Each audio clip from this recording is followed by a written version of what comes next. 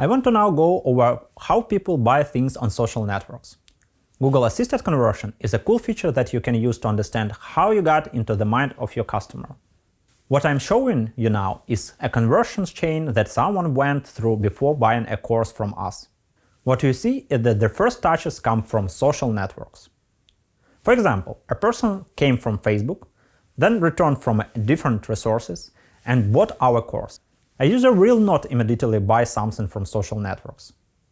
Marketing on social networks is all about building relationships and growing awareness for your brand. If you look at direct sales from a social network, it will not be a lot.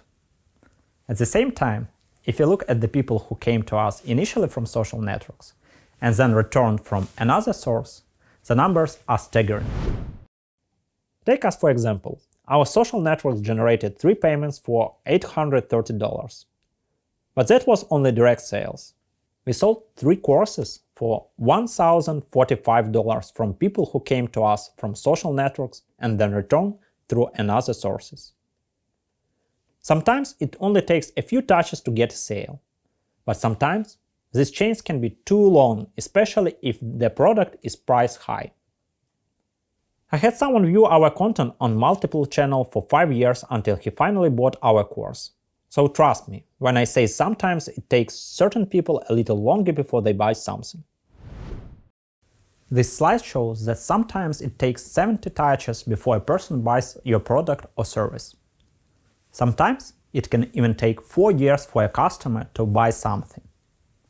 One time I had to record an interview for our channel. 5 years later, I had a student tell me he started following me after he saw the interview. He told me that after he watched that one interview, he started watching our YouTube channel and our other content more frequently. Then he told me there came a point in time where he decided that he better sign up for our course. Let's get back to our strategy table and see how to prescribe the right metrics for ourselves. Alright, we have our table in front of us and now we will fill in a few important tabs. I want you to put your SMART goals on your table first. Write down what your goals are for increasing sales. Be specific.